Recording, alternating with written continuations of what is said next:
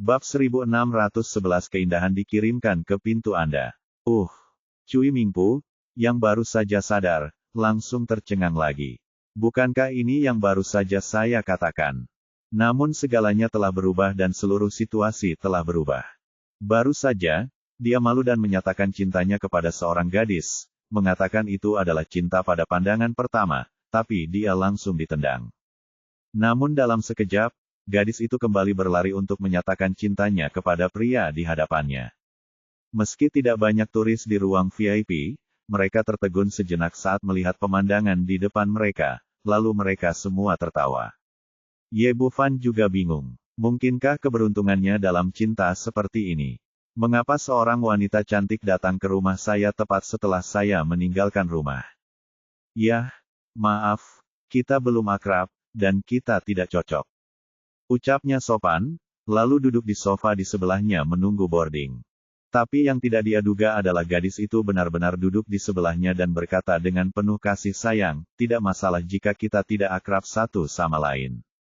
Kita akan menjadi akrab di masa depan. Namaku Hua Ruyu. Kecil saudaraku, siapa namamu? Ini, namaku Lin Bufan. Meskipun dia tidak punya ide lain, dia merasa tidak apa-apa bagi mereka berdua untuk berteman, dan dia menyebutkan nama yang telah dia siapkan, untuk sementara. Kali ini ketika dia pergi ke negeri Bangbang, dia tidak ingin mengungkapkan identitasnya secara langsung, jadi dia mengambil nama belakang ayahnya dan menggunakannya sementara, langsung mengganti namanya menjadi Lin Bufan. Ternyata itu saudara Xiao Fan. Bagus sekali. Aku merasa sangat akrab ketika mendengar namamu. Hua Ruyu mengelilingi Ye Bufan dan berbicara dengan penuh kasih sayang, tetapi Cui Mingpu di sebelahnya melihat matanya terbakar. Sial, barusan aku berinisiatif untuk memulai percakapan denganmu dan mengabaikanmu, tapi sekarang aku berinisiatif untuk berbicara denganmu, yang membuat jarak di hatinya semakin besar. Yang paling penting adalah anak laki-laki di depannya jelas-jelas adalah anak laki-laki miskin. Jumlah total pakaian yang dia kenakan hanya 1.800 yuan. Bagaimana dia bisa membandingkannya dengan dirinya sendiri? Dengan sangat kesal, dia berjalan mendekat, Nona Hua, Anda bertindak terlalu jauh. Bagaimana anak malang seperti saya bisa dibandingkan dengan saya? Dari segi status, saya adalah orang Tionghoa Bangbang, dan dalam hal aset dan kekayaan puluhan juta, kenapa harus aku? 100 kali lebih baik dari dia, kan? Aku bilang orang yang paling menyebalkan adalah kalian orang Bangbang, kata Hua Ruyu tidak puas, ada apa dengan adikku? Aku punya itu. Itu, dia membuka tasnya, mengeluarkan jam tangan pria baru, meraih tangan Ye Bufan, dan meletakkannya di pergelangan tangannya. Saudara Xiao Fan, ini Rolex edisi terbatas, bernilai 1,2 juta. Anda dapat memakainya sekarang, dan saya akan membelikannya untuk Anda nanti. Setelah berbicara, dia mengeluarkan kartu bank lain, ada 20 juta di kartu ini. Selama kamu berjanji untuk menjadi pacarku, dan aku akan segera menjadi milikmu. Semua yang hadir kaget. Meski penumpang kelas 1 bukan orang miskin, gadis ini terlalu murah hati. Itu benar, Sang Taipan pada kondisi ekstremnya. Sebuah jam tangan edisi terbatas senilai 1,2 juta yuan diberikan sebagai hadiah, dan 20 juta yuan diberikan sebagai pacar. Cui Mingpu membuka mulutnya lebar-lebar. Meskipun dia penuh amarah dan keengganan, dia tidak bisa berkata apa-apa. Ye Bufan tersenyum pahit. Apakah dia benar-benar berpotensi menjadi anak laki-laki yang cantik? Begitu saya tiba di sini, saya dirawat oleh orang lain. Nona Hua, tidak apa-apa bagi kita untuk menjadi teman biasa, tapi lupakan pacar, aku sudah punya pacar. Saudara Xiao Fan, apakah kamu tidak puas dengan harganya? Jika kamu tidak puas, kamu bisa mengatakan apapun yang kamu mau, harganya mudah untuk dibicarakan, bagaimana kalau saya kasih 50 juta? Begitu Hua Ruyu mengucapkan kata-kata ini, orang-orang di sekitarnya langsung menjadi iri dan ingin menarik Ye Bufan ke samping dan duduk. Tidak peduli dia dipelihara oleh seseorang, yang penting dia tetap cantik, tidak peduli dia cantik, tapi dia berinisiatif untuk selingkuh seperti ini. Bagi banyak pria, hal baik semacam ini hanya bisa muncul dalam mimpi, namun kini terpampang jelas di depan mata mereka, namun sayang protagonisnya bukanlah diri mereka sendiri. Paru-paru Cui Mingpo hampir meledak karena amarah. Wanita yang baik, cantik dan kaya, mengapa dia tidak menyukainya? Yang paling mengejutkan semua orang adalah pemuda di depan mereka justru menolak lagi. Maaf, kami benar-benar tidak cocok. Meskipun wanita di depannya terlihat cantik dan luar biasa, Ye Bufan benar-benar tidak ingin berhubungan dengannya lagi. Pada saat ini, pengumuman untuk naik pesawat juga terdengar di radio. Dia berdiri dan meninggalkan ruang VIP dan berjalan menuju lorong keberangkatan. Saudara Xiao Fan, jangan terburu-buru pergi. Tunggu aku. Kita bisa mendiskusikannya lagi. Hua Ruyu tidak menunjukkan niat untuk menyerah. Dia buru-buru mengambil kopernya dan mengikuti Ye Bufan. Cui Mingpo mengepalkan tinjunya. Selama bertahun-tahun, tidak ada yang mampu bersaing dengannya untuk mendapatkan seorang wanita. Kemudian dia mengikuti dari dekat ke bagian itu. Setelah naik pesawat, Ye Bufan memeriksa tiketnya untuk mencari tempat duduknya. Begitu dia duduk, dia menemukan Hua Ruyu duduk di sebelahnya. Setelah duduk, dia langsung berteriak dengan penuh semangat, "Oh, saudara Xiao Fan, kita semua duduk bersama." Sepertinya ini adalah takdir. Ye Bufan tidak menyangka bahwa dia akan tiba-tiba bertemu dengan seorang nimfomaniak seperti itu mengatakan. Pada saat ini, suara marah terdengar, "Nak, ayo ganti posisi." Dia mendongak dan melihat bahwa Cui Mingpo lah yang berbicara dengan wajah marah. Jika itu orang lain, jika mudah untuk bernegosiasi dan bernegosiasi, tidak masalah baginya untuk berpindah tempat duduk. Tapi sikap pihak lain membuatnya sangat tidak senang, dan dia tidak bisa menahan diri untuk tidak berkata dengan bercanda, "Pertama-tama, ini adalah tempat dudukku, dan kedua, ada wanita cantik yang menemaniku. Mengapa aku harus bertukar denganmu?" Hua Ruyu juga berkata, "Benar, Xiao Fan dan aku kakakku bersamaku. Mengapa aku harus berganti pakaian denganmu?"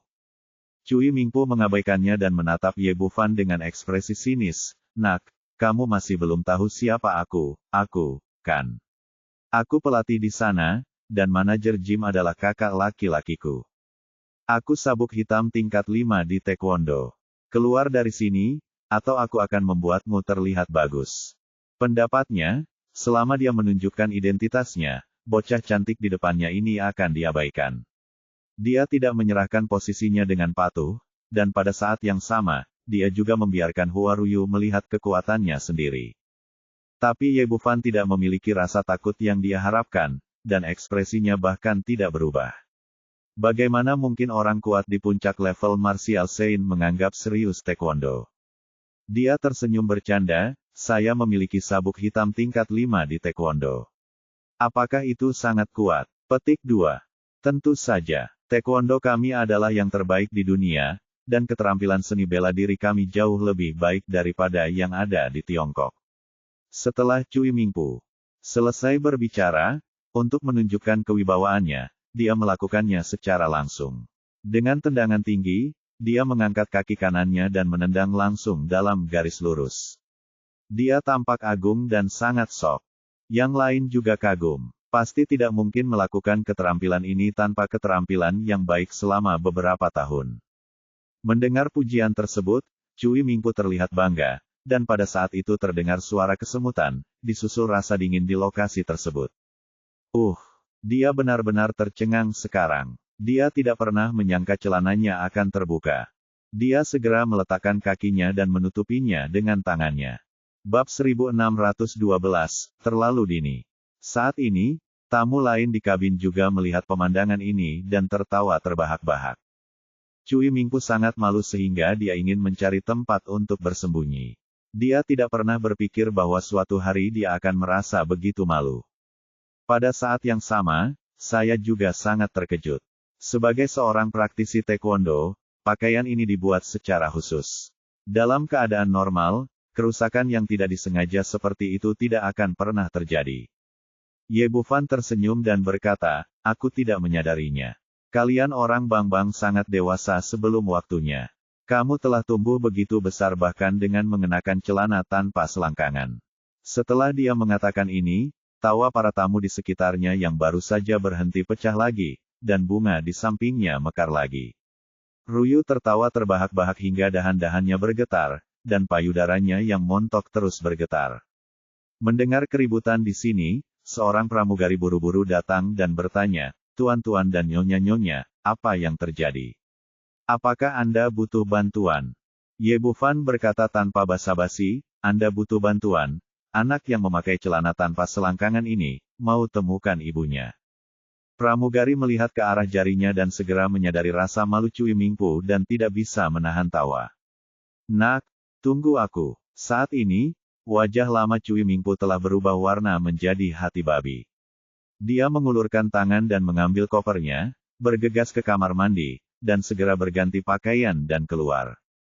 Tapi kali ini dia tidak datang untuk menimbulkan masalah, dia hanya menatap tajam ke arah Ye Bufan lalu kembali ke tempat duduknya. "Saudara Xiao Fan, kenapa kamu pergi ke negeri Bangbang?" Hua Ruyu berinisiatif untuk ngobrol dengan Ye Bufan. "Tidak ada, hanya jalan-jalan dan melihat pemandangan yang eksotis." Ye Bufan menjawab dengan santai. Petik 2. Membosankan sekali bepergian sendirian. "Bagaimana kalau kamu setuju menjadi pacarku dan aku ikut denganmu?" kata Hua Ruyu sambil memegangi lengannya, mata besarnya yang indah memancarkan cahaya menyala. "Ini, sungguh tidak berhasil, aku sudah punya pacar. Aku tidak percaya, jika kamu punya pacar, kamu akan meninggalkannya di rumah dan pergi bermain sendirian." Hua Ruyu berkata, "Saudaraku, setuju saja. Soalnya, dia tidak jelek dan memiliki sosok yang baik. Wanita ini sebenarnya menggunakan payudaranya yang montok untuk menggosok lengannya ke depan dan belakang, dan nada suaranya menjadi semakin menggoda. Jika itu pria lain, seluruh tulangnya akan mati rasa, tapi Ye Bufan berbeda. Setelah 24 jam kerja keras, dia memiliki kemampuan yang kuat untuk menahan godaan.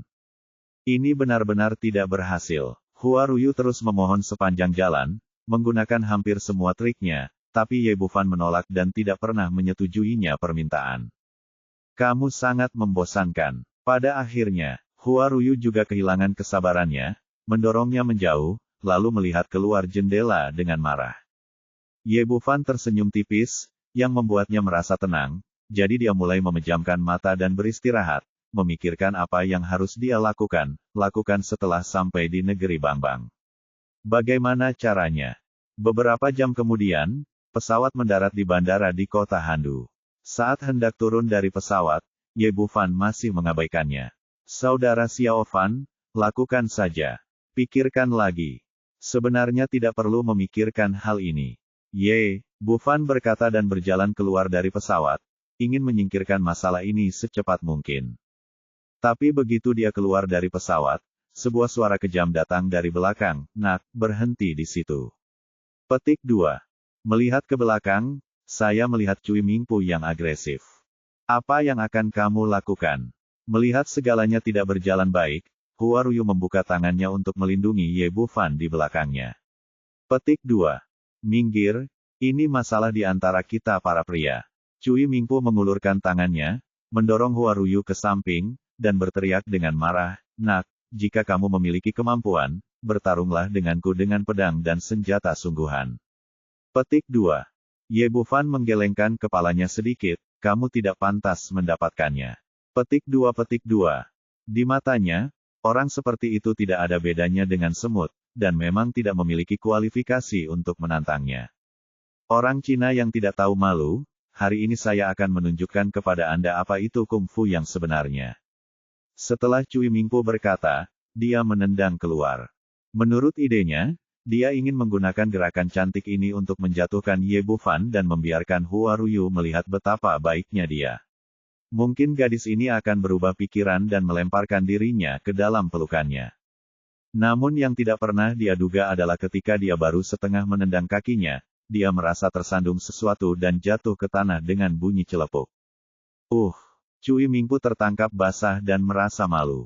Pria itu melihat lebih dekat dan menyadari bahwa ikat pinggangnya telah putus di beberapa titik, dan celananya jatuh dan langsung menjebak kakinya, itulah sebabnya dia terjatuh, seperti ini. Kali ini dia bahkan lebih malu dari sebelumnya. Celananya turun sampai ke mata kaki, dan sepasang celana merah terlihat di udara, terlihat sangat mempesona. Saking marahnya ia hingga mengumpat ibunya. Bagaimana bisa ikat pinggang kulitnya? Ikat pinggang kulit sapi impor murni dari Hermes, tiba-tiba putus. Yang lain tidak mempedulikan hal ini. Ketika penumpang yang turun dari pesawat melihat pemandangan ini, mereka semua tertawa dan menunjuk ke arahnya. Ye Bufan melangkah maju dan tersenyum bercanda, saya bilang kualitas pakaian produksi dalam negeri Anda dan sebagainya tidak bagus. Kenapa semuanya rusak? Mulai sekarang, Anda harus menjaga ekor Anda di antara kedua kaki Anda, jika tidak maka akan mudah untuk kehilangan muka. Setelah mengatakan itu, dia mengabaikan pria itu dan berjalan keluar. Saudara Xiao Fan, tunggu aku. Hua Ruyu berbalik dan meludahi Cui Mingpu dengan keras, bah. Sampah. Petik 2. Cui Mingpu sangat sedih hingga dia hampir mengeluarkan seteguk darah lama. Dia adalah sabuk hitam tingkat 5 yang bermartabat di Taekwondo, tetapi dia bahkan tidak memiliki kesempatan untuk pamer dilempar ke rumah neneknya. Anak laki-laki bermarga Lin, tunggu saja aku. Masalah ini belum selesai. Sambil mengaum, dia mengangkat celananya dan pergi mencari tempat untuk berganti pakaian. Saudara Xiao Fan, tunggu aku. Hua Ruyu berlari ke sisi Ye Bufan, mengulurkan tangannya dan memeluk lengannya. Nona Hua, jangan lakukan ini. Saya telah menjelaskan bahwa itu tidak mungkin bagi kita. Kata Ye Bufan dan hendak mendorong Hua Ruyu menjauh, tetapi mendengarnya berteriak, Saudara Xiao Fan, jika kamu berani melakukannya dorong, aku hanya akan berteriak penganiayaan. Kita lihat saja apakah polisi menangkapmu nanti. Petik 2. Ye Bufan tidak bisa berkata-kata. Seperti kata pepatah, seorang sarjana tidak bisa menjelaskannya ketika dia bertemu dengan seorang tentara, dan dia tidak dapat memahaminya ketika dia bertemu dengan nimfomaniak ini. Sekarang dia telah datang ke negeri Bangbang dan ada urusan yang harus dilakukan, dia tidak ingin memperburuk keadaan. Dia berkata dengan marah, apa yang akan kamu lakukan? Apa lagi yang bisa saya lakukan?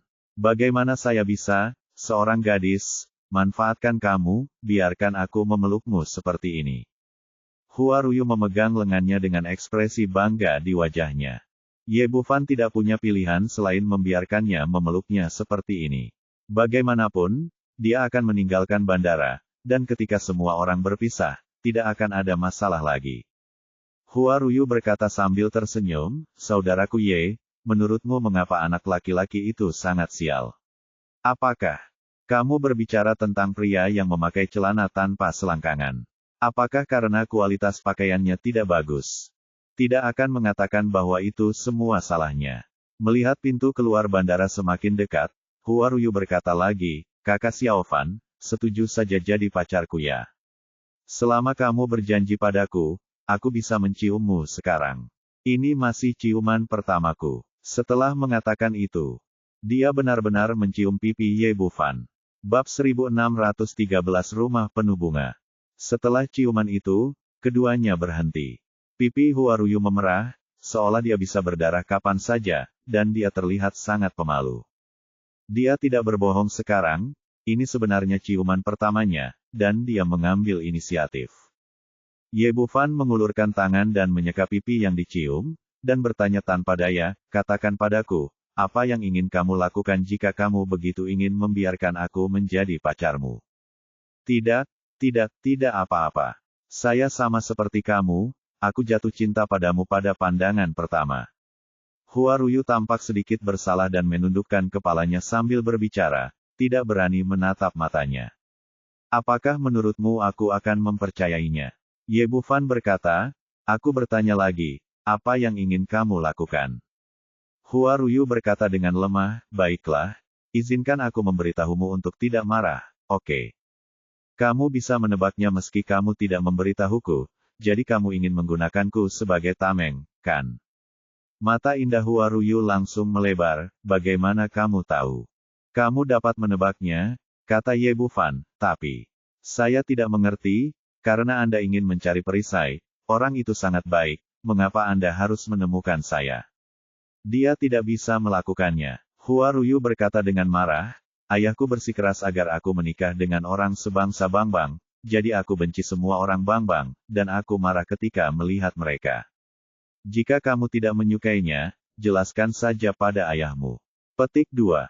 Bisakah kamu menjelaskannya padaku? Aku tidak akan datang. Hua Ruyu berkata dengan marah, ayahku bahkan tidak mendengarkan apapun yang dia katakan.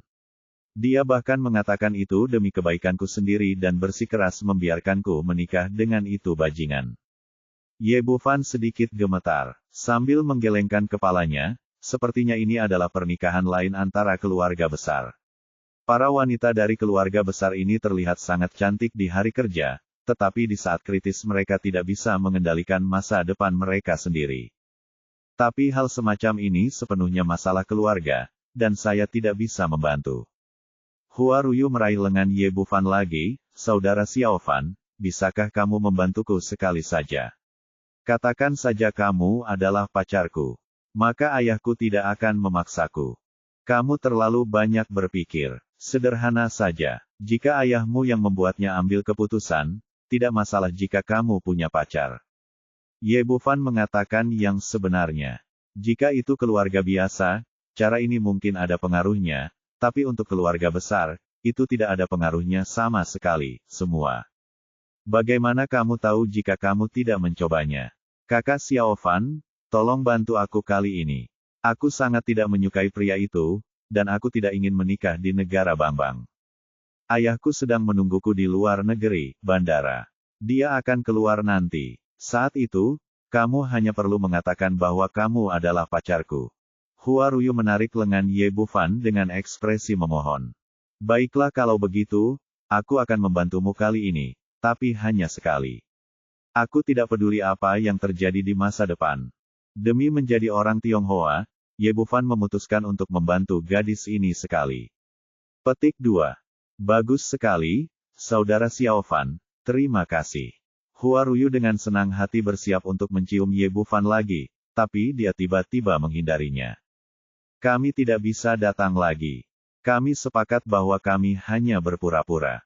Saya seorang pemain tetapi bukan manusia. Hua Ruyu cemberut dengan sedih, apakah Anda dirugikan ketika orang mencium Anda?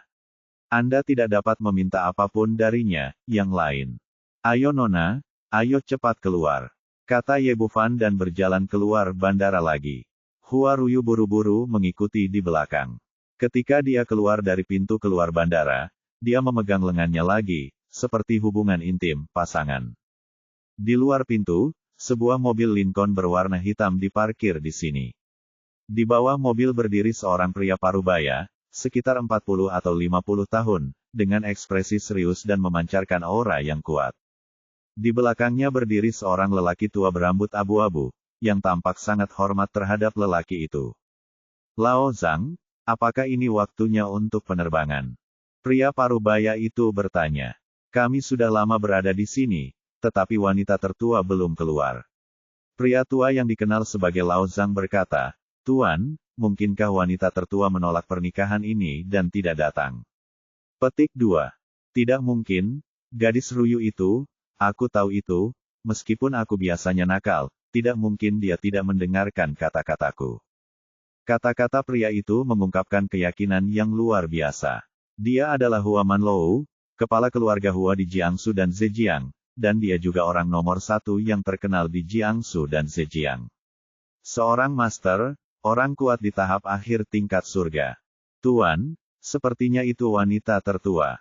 Zhang tua tiba-tiba berhenti di tengah kata-katanya, karena dia tidak hanya melihat Hua Ruyu, tetapi juga Ye Bufan di sebelahnya. Wanita tertua datang ke sini untuk pertunangan, tapi sekarang dia dengan penuh kasih sayang memegang lengan seorang pria muda. Tapi dia hanya seorang pembantu rumah tangga, jadi tidak mudah bicara banyak soal itu. Semuanya ditangani oleh kepala keluarga. Hua Manlou juga memperhatikan keanehan di depannya, dan ekspresinya menjadi sangat suram. Ketika Hua Ruyu melihat ayahnya, tubuhnya gemetar gugup. Dia jelas sangat ketakutan, tapi dia masih melangkah maju dan berkata, Ayah, aku di sini. Hua Manlou menatapnya dengan tatapan muram. Ye Bufan, siapa dia? Ayah, izinkan aku memperkenalkanmu. Ini pacarku Lin Bufan. Kakak Xiaofan, ini ayahku. Hua Ruyu memperkenalkan mereka berdua, Tapi Ye Bufan hanya melihat dia melirik Hua Manlou tanpa ekspresi apapun. Dia tidak memiliki perasaan yang baik terhadap anggota keluarga besar yang menukar pernikahan putrinya. Di saat yang sama, dia tidak peduli dengan latar belakang keluarga pihak lain, jadi wajar saja dia tidak repot-repot menyapa.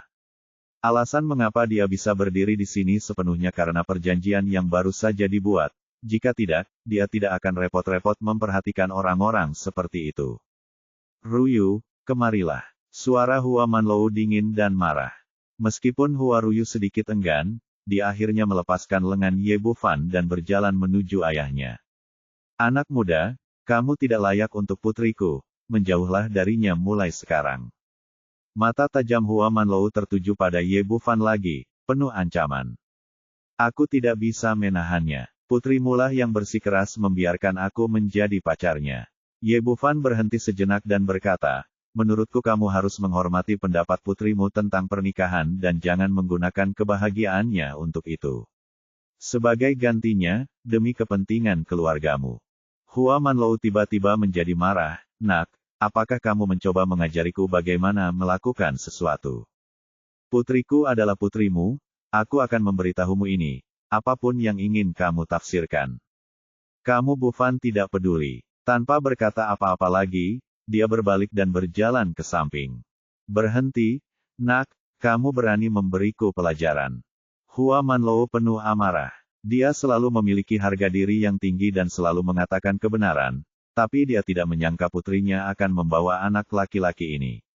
Beraninya kamu berbicara dengannya seperti ini. Tapi Ye Bufan mengabaikannya dan langsung berjalan keluar bandara, lalu naik taksi dan pergi. Penuh amarah dan tidak ada tempat untuk melampiaskannya, dia menoleh untuk melihat Hua Ruyu di sebelahnya. Omong kosong. Apakah kamu mencari seorang pria? Hua Ruyu cemberut dan berkata, ada apa? Aku hanya menyukainya, tapi aku tidak menyukai pria bau yang kamu sebutkan. Petik 2. Terserah kamu yang mengambil keputusan. Hua Manlou berkata dengan marah, aku ayahmu, apakah aku masih bisa menyakitimu? Lihat pria seperti apa yang kamu cari. Dia sombong, cuek, tidak sopan, dan jahat sekali. Sangat. Hua Ruyu menundukkan kepalanya dan berkata dengan keras kepala, tapi aku hanya menyukainya, tapi aku tidak menyukai orang yang kamu sebutkan. Bab 1614, terlalu tinggi untuk dijangkau. Kamu sudah belajar bagaimana membalas, bukan? Apakah kamu pikir kamu bisa mengubah keputusanku hanya dengan mencari seorang pria? Kapan giliranmu untuk mengurus urusan keluarga? Hua Manlou berteriak dengan marah, kenapa tidakkah kamu masuk ke dalam mobil? Hua Ruyu cemberut, tetapi akhirnya masuk ke dalam Lincoln dengan marah di bawah wewenang ayahnya. Hua Manlou berbalik dan berkata, Lao Zhang, berilah pelajaran pada anak laki-laki sombong dan bodoh itu dan katakan padanya untuk menjauh dari putriku di masa depan. Lao Zhang mengangguk, berbalik dan pergi. Hua Manlou berkata lagi, beri saja dia pelajaran. Jangan sakiti nyawanya, kalau tidak gadis itu Ruyu mungkin membenciku seumur hidupnya. Saya tahu, Tuan. Lao Zhang setuju, dan kemudian dia menghilang di mana dia berada. Menghilang, dan ternyata itu adalah orang kuat dari Dzogchen tingkat bumi. Ye Bufan tidak memiliki tujuan yang jelas. Setelah sampai di kota Handu, dia meminta sopir untuk menepi dan keluar dari mobil. Dia melihat sekeliling dan melihat sebuah taman kecil yang tenang di dekatnya, dan berjalan masuk. Ketika dia sampai di hutan kecil, dia berbalik dan berkata, ikuti saya dan keluar.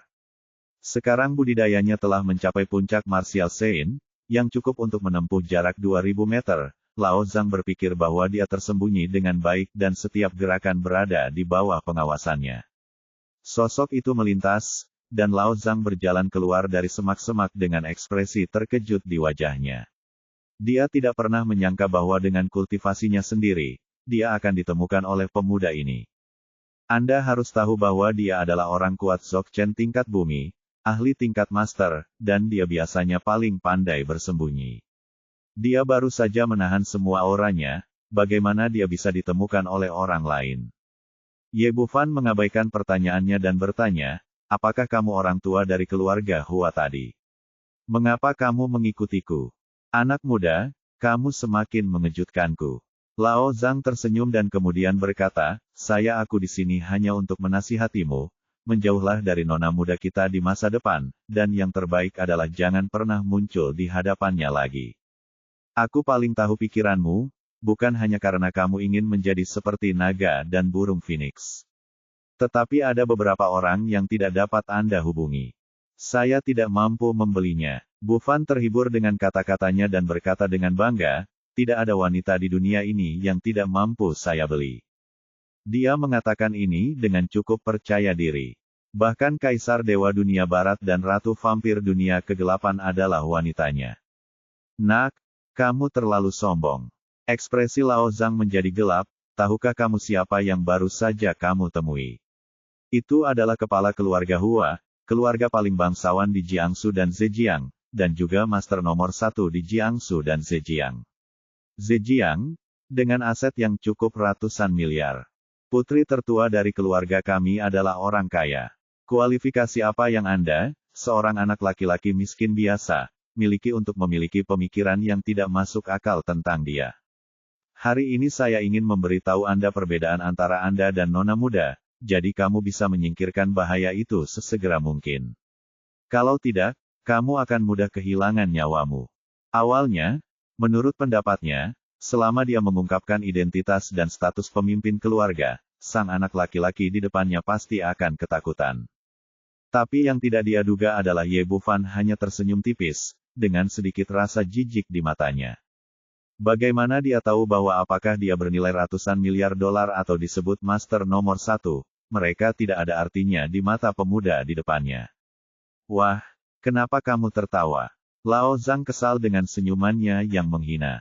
Aku akan memberimu satu kesempatan terakhir. Sekarang bersumpah, kamu tidak akan pernah bertemu nona muda kita lagi. Aku bisa mengampuni hidupmu hari ini. Dengan kata lain, aura seorang guru yang kuat tiba-tiba muncul dalam dirinya, mencoba mengintimidasi pemuda di depannya. Beri aku satu kesempatan terakhir. Kamu pantas mendapatkannya. Ekspresi Ye Bufan juga menjadi gelap. Meskipun dia tidak ada hubungannya dengan Hua Ruyu, dia tidak ingin diancam begitu saja, apalagi berdiri di depan orang lain dapatkah dilakukan dengan paksaan. Sudah kubilang, yang disebut keluarga Hua, yang disebut sebagai kepala keluarga, tidak ada artinya di mataku. Keluarlah sekarang, bukan giliranmu untuk mendikte bagaimana aku melakukan sesuatu. Lao Zhang tiba-tiba menjadi sangat marah, nak, beraninya kamu mencari kematian jika kamu membenci keluarga Hua kami. Dia benar-benar marah saat ini. Dia telah mencoba membujuknya dengan kata-kata yang manis, tetapi dia tidak menyangka bahwa anak laki-laki di depannya dia masih acuh tak acuh. Dia sudah tahu identitasnya, namun dia tetap berani bersikap sombong. Begitu dia selesai berbicara, dia mengulurkan tangan dan menepuk dada orang lain. Saat telapak tangan dipukul, lawan tidak bereaksi sama sekali. Ia melihat telapak tangan tersebut hendak mengenai dada Ye Bufan. Dia menghela nafas diam-diam di dalam hatinya. Bagaimanapun, dia hanya ingin menghukumnya dan tidak menginginkan nyawa orang lain. Dia menarik 70% kekuatan telapak tangannya dan hanya menamparnya dengan ringan. Lao Zhang tidak tahu bahwa tindakan ini justru menyelamatkan nyawanya. Saat telapak tangannya mengenai dada Ye Bufan, terjadi kekuatan kejutan balasan yang sangat dahsyat yang membuatnya terbang mundur lebih dari 10 meter. Aura pelindung tubuh dari ahli tingkat suci bela diri sangat menakutkan. Ini karena dia tidak mencoba yang terbaik sekarang. Jika itu adalah pukulan dengan kekuatan penuh, dia mungkin tidak dapat menyelamatkan nyawanya. Meski begitu, Lao Zhang menderita luka dalam yang serius, dan seteguk darah muncrat setelah kakinya mendarat di tanah. Aura pelindung tubuh yang kuat, kamu. Lao Zhang memasang ekspresi ngeri di wajahnya. Setelah berbicara lama, dia tidak bisa menilai tingkat kultivasi pihak lain tentu saja, dia jauh lebih kuat darinya. Hal ini menimbulkan kegemparan di hatinya. Bagaimana pemuda seperti itu bisa memiliki tingkat kultivasi yang begitu kuat? Ye Bufan tersenyum dingin, karena kamu tidak memiliki niat membunuh sekarang, aku akan mengampuni kamu. Tapi kali ini, jika kamu berani memprovokasi aku lagi, aku akan mengambil nyawamu. Bahkan tidak melihatnya. Dia memandang Lao Zhang dan berbalik untuk pergi. Di kamar presidensial Hotel Handu International, ayah dan anak perempuan Hua Manlou dan Hua Ruyu duduk saling memandang. Hua Manlou menahan amarah di dalam hatinya dan berkata selembut mungkin, "Nak, pernikahan yang diatur oleh ayahmu kali ini juga untuk kebaikanmu sendiri." Keluarga Zheng adalah salah satu dari 4 keluarga besar di seluruh negara Bangbang, dengan aset yang kaya dan kekuatan kuat. Dan Zheng Changsu adalah satu-satunya laki-laki di antara 3 generasi keluarga. Dia pasti akan mewarisi seluruh bisnis keluarga di masa depan. Anda tidak akan menderita kerugian apapun jika Anda mengikutinya seni sejak Anda masih kecil, dan sekarang Anda hanyalah orang biasa. Hanya dengan menemukan keluarga yang kuat Anda dapat memastikan bahwa Anda akan memiliki kehidupan yang bebas dari rasa khawatir. Saya tidak membutuhkan orang lain untuk melindungi saya, dan saya tidak peduli dengan keluarga Zheng, Hua Ruyu berkata dengan marah, "Saya sudah mengerti itu. Zheng Changsu adalah seorang pesolek, apalagi menikah dengannya. Nak, kenapa kamu tidak mendengarkan atas saranku? Ini bukan masalah besar. Aku tidak peduli, lagi pula aku tidak ingin menikah dengannya, aku ingin kakak Xiaofan." Omong kosong. Hua Manlou marah lagi. "Biarkan aku memberitahumu, jangan pikirkan anak itu. Tidak akan ada kesempatan untuk bertemu dengannya lagi." "Ayah, apa maksudmu? Apakah kamu melakukan sesuatu pada saudara Xiaofan?" Hua Ruyu langsung bereaksi sang pergi. Lao Zhang mengikuti Hua Manlou tanpa terpisahkan, tapi sekarang dia menghilang, yang membuatnya langsung teringat pada Ye Bufan. Awalnya, itu hanya ide sementara untuk menemukan Ye Bufan sebagai tameng. Jika dia membawa bencana ke pihak lain karena dirinya sendiri, dia tidak akan pernah memaafkan dirinya sendiri selama sisa hidupnya. Bab 1615 Wanita Jahat. Hua Manlou berkata, "Jangan khawatir, saya baru saja meminta Lao Zhang untuk memberi pelajaran pada anak itu, saya tidak akan membunuhnya." "Ayah, bagaimana kamu bisa melakukan ini?" Meskipun Hua Ruyu menghela nafas lega, dia masih penuh amarah. "Mengapa kamu memperlakukan orang lain seperti ini? Jika kamu menyakiti saudara Xiaofan, aku tidak akan pernah memaafkanmu dalam hidup ini. Kamu bajingan, mengapa kamu berbicara dengan ayahmu?" Hua Manlou juga kesal dengan putrinya, "Jika kamu terus keras kepala, percaya atau tidak, aku akan menelepon Lao Zhang dan memintanya untuk membunuh anak itu." Hua Ruyu awalnya ingin berdebat, tapi sekarang dia tidak berani mengatakan sepatah kata pun untuk ketakutan. Ayah benar-benar akan membunuh Ye Bufan. Anak itu sombong, cuek, dan sombong. Cepat atau lambat dia akan menderita kerugian. Dia bahkan mungkin mempertaruhkan nyawanya. Akan lebih baik baginya untuk memberinya pelajaran. Hua Manlou sedang berbicara tanpa henti ketika tiba-tiba dia pintu dibanting. Terjadi benturan, dan kemudian Lao Zhang tersandung masuk. Dia terkejut saat melihat Lao Zhang, dan mengulurkan tangan untuk membantunya duduk di sofa di sebelahnya. Dia meletakkan tangannya di denyut nadi lawan, dan kemudian merasakan aura yang sangat kacau. Terlihat jelas bahwa dia terluka parah, tapi setidaknya nyawanya tidak dalam bahaya. "Lao Zhang, ada apa denganmu? Siapa yang menyakitimu seperti ini?" Hua Manlou diliputi amarah. Lagi pula, Lao Zhang juga pengurus rumah tangganya. Jika kamu memukuli seekor anjing, kamu harus melihat pemiliknya menamparkan wajahnya. Dalam pikirannya, kemungkinan besar kekuatan lain di kerajaan Bangbang yang bertanggung jawab. Adapun Ye Bufan, dia tidak pernah memikirkannya. Bagaimana mungkin seorang anak laki-laki cantik yang tidak memiliki kekuatan di tangannya bisa melukai Grandmaster? "Tuan, kita semua melakukan kesalahan. Anak laki-laki itu adalah seorang guru." Hua Manlou tertegun sejenak, "Apa maksudmu? Apakah anak itu menyakitimu?" Lao Zhang mengangguk dan menceritakan kisahnya dari awal sampai akhir, dan akhirnya berkata, "Saya menamparnya. Dia tidak terluka, tetapi saya terkejut dan menderita luka dalam. Tingkat kultivasi ini terlalu kuat. Jika Anda melihat budak tua ini, dia sebanding dengan tuan keluarga." Mendengar bahwa Ye Bufan baik-baik saja, Hua Ruyu terkejut pada awalnya, dan kemudian dipenuhi dengan kegembiraan. Dia tidak pernah menyangka bahwa perisai yang dia temukan secara acak ternyata adalah seorang master dan bahkan bisa mengalahkan Paman Sang. Tidak mungkin. Bagaimana ini mungkin? Dia hanyalah seorang anak muda berusia 20-an, bagaimana dia bisa memiliki ki yang begitu kuat? Hua Manlou menggelengkan kepalanya berulang kali. Tidak peduli apa, dia tidak akan percaya bahwa Ye Bufan adalah orang yang kuat di alam surga. Lao Zhang dipenuhi dengan kepahitan, saya juga tidak percaya, tapi... Hua Manlou menggenggam tangannya di belakang punggung, mondar-mandir di dalam ruangan, dan kemudian berkata, Sang Tua, kamu pasti tertipu oleh itu nak. Lao Zhang melihat raut wajahnya. Dia tertegun, bukankah ini tidak mungkin? Saya pikir anak itu telah melatih keterampilan khusus dan memiliki pertahanan yang sangat kuat, atau dia awalnya adalah seorang biksu pemurni tubuh.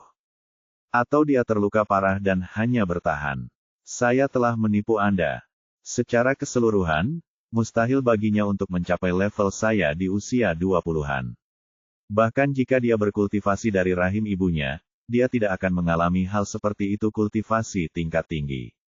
Oh, itu mungkin. Sekarang dia benar-benar bingung. Intuisinya mengatakan kepadanya bahwa pemuda itu adalah seorang master, tetapi secara rasional dia merasa bahwa analisis kepala keluarga itu masuk akal dan logis. Oke, jangan bicarakan dia dulu. Prioritas pertama adalah menyelesaikan pernikahan Ruyu. Hua Manlou sangat mementingkan pernikahan ini. Dia berbalik dan berkata kepada putrinya, mulai sekarang, kamu akan tinggal di hotel dengan jujur, kamu tidak diperbolehkan pergi kemana-mana, apalagi menghubungi pria itu. Hua Ruyu mendengus memprotes, dan kemudian teringat bahwa dia lupa menghubungi Ye Bufan, dan sekarang dia tidak dapat menemukan siapapun meskipun dia menginginkannya. Ye Bufan meninggalkan taman kecil dan berjalan ke depan. Awalnya dia ingin naik taksi lagi, tetapi lokasinya memang agak jauh, dan dia tidak dapat menemukan taksi setelah lama mencari. Saat itu terdengar suara mesin yang kencang, disusul mobil sport Maserati berwarna merah melaju dari depan, disusul 4 atau 5 mobil berwarna hitam di belakang. Awalnya dia mengira itu adalah perjalanan keluarga kaya, tetapi kemudian dia menyadari ada yang tidak beres. Maserati itu jelas-jelas sedang melarikan diri, dan mobil-mobil di belakang mengejarnya. Benar saja, sebuah mobil berwarna hitam dengan cepat melompat ke depan dan menghalangi jalan. Dengan dentuman teredam, Maserati itu bertabrakan dengan mobil tersebut lalu berhenti. Pintu mobil terbuka, dan seorang gadis jangkung keluar dan lari. Selusin orang juga melompat keluar dari mobil itu. Pemimpinnya juga seorang wanita muda berusia 20-an, dan sisanya adalah pria kuat berbaju hitam. Kejar aku, jangan biarkan wanita jalang ini lari, bunuh dia, pastikan untuk membunuhnya. Wanita muda itu berteriak dengan tajam, suaranya penuh kegembiraan, wajahnya tampak garang, lawannya para pelayan mengeluarkan perintah. Selusin pria berpakaian hitam di bawahnya langsung berlari liar mengejar wanita di depan mereka. Wanita yang melarikan diri di depan memiliki darah di dahinya. Dia tersandung saat berlari. Dia jelas terluka dalam tabrakan itu. Namun terlihat bahwa ia masih memiliki dasar dalam seni bela diri, dan kecepatannya tidak lambat. Melihatnya berlari semakin dekat ke taman, tiba-tiba seorang pria berbaju hitam di belakangnya menjabat tangannya, cahaya dingin menyala, dan pisau terbang melesat keluar, menusuk bagian belakang jantungnya dengan letupan. Sekarang wanita itu tidak bisa lagi bertahan, dan tersandung lebih dari selusin langkah, jatuh ke tanah dengan bunyi celepuk, tepat di kaki Ye Bufan. Akhirnya, dia berjuang untuk bangkit dari tanah dan berteriak dengan mendesak, lari, lari, wanita jahat itu akan membunuhmu. Wanita itu awalnya ingin mengingatkan Ye Bufan untuk melarikan diri, tapi tiba-tiba ekspresinya membeku, berteriak kaget, itu kamu. Pada saat yang sama, Ye Bufan juga mengenali wanita di depannya. Itu adalah Li Zixuan yang pergi ke Tiongkok untuk menantang pengobatan Tiongkok. Saat itu, wanita ini menantang peraih medali perunggu akupuntur, dan kepiawaiannya memegang jarum dengan kedua tangannya membuat penonton takjub. Tetapi meskipun dia mengenali Li Zixuan, Ye Bufan tidak berniat membantu. Kalaupun kedua orang itu bukan musuh, mereka pasti bukan sahabat. Apalagi ini pertengkaran internal masyarakat Bangbang, lalu apa hubungannya dengan diri mereka sendiri? Dia hanya ingin makan melon dan menonton pertunjukan di sebelahnya, dan melihat orang-orang ini menggigit dan menggigit anjing. Dan ketika dia tertegun, wanita di belakangnya sudah menyusul laki-lakinya, mengelilingi dua orang di tengah. Adikku yang baik, kenapa kamu tidak lari? Wanita itu tertawa kasar, wajahnya penuh kebanggaan dan kesombongan. Hahaha, wanita tertua dari keluarga Li, pewaris grup Li, dan putri kesayangan ayahku. Kamu tidak pernah menyangka akan berakhir seperti ini, kan? Kilatan keputusasaan melintas di mata Li Zixuan, lalu dia berkata, Li Ziji, kamu orang yang ingin aku bunuh adalah aku. Aku tidak ada hubungannya dengan dia. Biarkan dia pergi. Ye Bufan sedikit terkejut sedang memikirkan dia saat ini. Biarkan dia pergi, berhentilah bermimpi. Bagaimana mungkin seseorang yang mengetahui rahasia keluarga Li kita membiarkannya hidup? Mata Li Ziji kemudian tertuju pada Ye Bufan, memperlihatkan senyuman garang. Adikku yang baik, jika tebakanku benar, ini pasti kekasihmu. Kupikir kamu benar-benar murni dan murni, tapi aku tidak menyangka akan diam-diam membesarkan anak laki-laki cantik seperti itu. Sepertinya kamu sangat mencintai pria ini, lalu aku akan membunuhnya di depanmu, membiarkanmu menghargainya, dan kemudian mengirimmu pergi. Bab 1616 Saya hanya bisa menyalahkan Anda karena buta. Li Zixuan berkata dengan marah, Li Ziji, aku sudah mengatakan bahwa aku tidak ada hubungannya dengan dia. Jangan membunuh orang yang tidak bersalah tanpa pandang bulu. Bunuh orang yang tidak bersalah tanpa pandang bulu.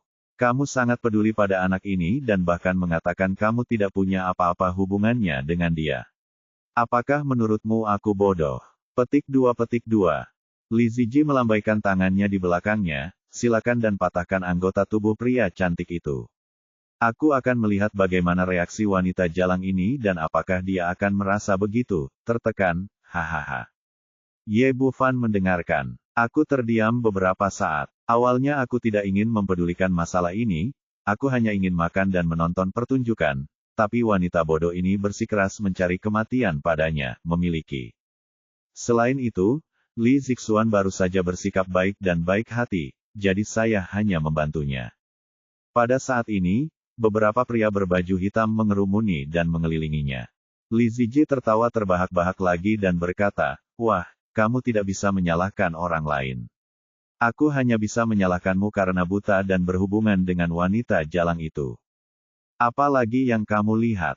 Ambil tindakan dan patahkan anggota tubuhnya. Kemudian, dia memberi perintah, dan para pria berbaju hitam menyerbu ke depan. Wajah Li Ziji penuh kegembiraan, menantikan untuk mendengar lolongan menyedihkan pria di depannya ketika anggota tubuhnya patah, yang akan membuatnya semakin bersemangat. Jeritan itu terdengar satu demi satu, tapi tak lama kemudian dia terkejut saat mengetahui bahwa bukan pria cantik itu yang terluka, melainkan bawahannya. Dia bahkan tidak melihat apa yang terjadi. Orang-orang berbaju hitam semuanya terluka dan jatuh ke tanah, dengan semua anggota tubuh mereka patah. Sialan, dia sebenarnya memiliki beberapa keterampilan.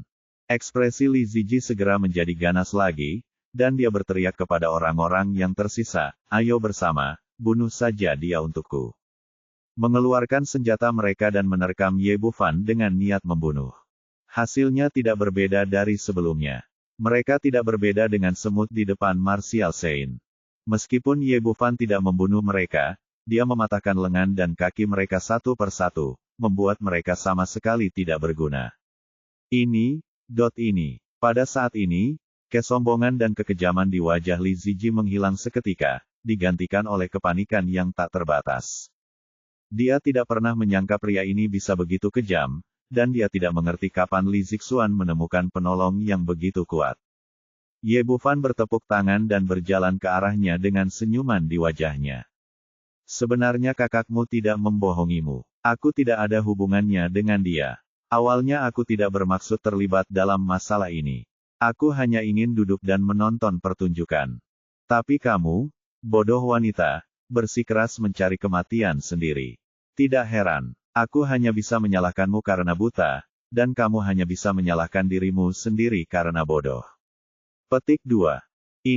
Li Ziji merasa menyesal. Dia tidak akan pernah memprovokasi pria ini tidak peduli apa. Ini tidak menimbulkan masalah bagi dirinya sendiri. Yang paling penting adalah dia awalnya mengira ini hanyalah kesemek lembut yang bisa dia manipulasi dan mainkan sesuka hati. Tapi dia tidak menyangka kalau dia akan ditendang di pelat besi. Tapi sekarang tidak ada gunanya menyesalinya. Saya hanya bisa berteriak dengan nada tegas, jangan datang ke sini. Sudah kubilang, aku bekerja untuk keluargaku sekarang. Jika kamu berani menyentuhnya, keluargaku tidak akan pernah membiarkanmu pergi. Kamu langsung ingin menakut-nakuti orang lain dengan nama keluargaku. Benar saja, setelah dia selesai berbicara, pria itu berhenti dan senyuman di wajahnya menghilang. Ye Bufan bertanya, keluargaku mana yang kamu bicarakan? Melihat metodenya efektif, dia benar-benar menakuti pihak lain dan kembali berpuas diri. Di negeri Bangbang, kecuali Tuan Park dari grup Februari, siapa yang berani menyebut dirinya keluarga Park? Jika Anda bijak, berlututlah dan minta maaf. Saya mungkin akan melepaskan Anda hari ini, jika tidak. Pria itu menjadi semakin arogan saat dia berbicara, tetapi sebelum dia selesai berbicara, sebuah telapak tangan besar tiba-tiba muncul di depannya. Segera setelah itu, seluruh orang itu terbang mundur, ditarik keluar sejauh 7 atau 8 meter karena tamparan itu, dan jatuh ke tanah dengan bunyi celepuk. Li Ziji bangkit dari tanah, membuka mulutnya dan mengeluarkan seteguk darah bercampur giginya, dengan ekspresi tidak percaya di wajahnya. Kamu berani memukulku. Sudah kubilang aku sedang ada urusan. Ye Bufan melenturkan pergelangan tangannya dan berkata dengan bercanda, aku bilang kamu wanita yang sangat bodoh. Awalnya aku tidak ingin menyentuhmu. Lagi pula, aku tidak punya kebiasaan memukul wanita. Tapi kamu bersikeras melakukan sesuatu untuk keluargaku. Aku akan menyesal jika aku tidak memukulmu. Kamu tidak takut dengan keluargaku. Li Ziji tampak tidak percaya. Mengetahui bahwa keluargaku adalah salah satu dari 4 keluarga besar dan tidak ada yang berani menyinggung mereka, bagaimana pemuda ini bisa begitu sombong? Itu adalah keluargaku yang kamu pukul. Setelah Ye Bufan selesai berbicara, dia mengulurkan tangan dan meraih kerah wanita itu, dan mengusirnya seolah dia tidak menginginkan uang. Di tengah suara berderak, pipi Li Ziji langsung memerah dan bengkak, seperti baru saja terkena hembusan udara. Ketika pemukulan hampir selesai, Ye Bufan menendang perutnya dan mengusirnya. Keluar dari sini. Li Ziji bangkit dari tanah, menggelengkan kepalanya kuat-kuat, dan mencoba membangunkan dirinya. Kemudian dia berlari hingga jaraknya 100 meter kepalanya, dengan wajah garang. Dia berteriak, kamu bajingan, tunggu saja keluargaku tidak akan membiarkanmu pergi. Setelah mengatakan itu, dia segera masuk ke dalam taksi dan melarikan diri dengan tergesa-gesa. Orang-orang berbaju hitam yang terluka juga berguling dan menghilang dengan cepat. Setelah berurusan dengan orang-orang ini, Ye Bufan berbalik, hanya untuk menemukan bahwa Li Zixuan pingsan dalam genangan darah. Tak heran jika wanita ini terluka dalam kecelakaan mobil sebelumnya, lalu ditusuk di bagian belakang jantungnya oleh pisau terbang. Ye Bufan menghela nafas. Wanita ini seharusnya tidak bertemu dengannya, jika tidak, dia mungkin tidak bisa menyelamatkan nyawanya. Demi melindungi dirimu sebelumnya, bantu saja dia sekali. Selain itu, wanita ini harusnya menjadi musuh grup Februari, dan saya dapat memperoleh beberapa informasi darinya, yang juga akan berguna untuk langkah selanjutnya. Memikirkan hal ini, Ye Bufan mengambil Li Zixuan dari tanah dan kembali ke taman dalam sekejap. Pertama, dia menggunakan jarum emas untuk menutup titik akupuntur di punggungnya, lalu mengeluarkan pisau terbangnya. Meskipun Li Jihyun terluka parah, semuanya merupakan luka luar, dan tidak terlalu merepotkan baginya untuk merawatnya. Dia mengoleskan obat luka pisau, dan kemudian menggunakan akupuntur Huitian untuk memperbaiki meridian yang terluka.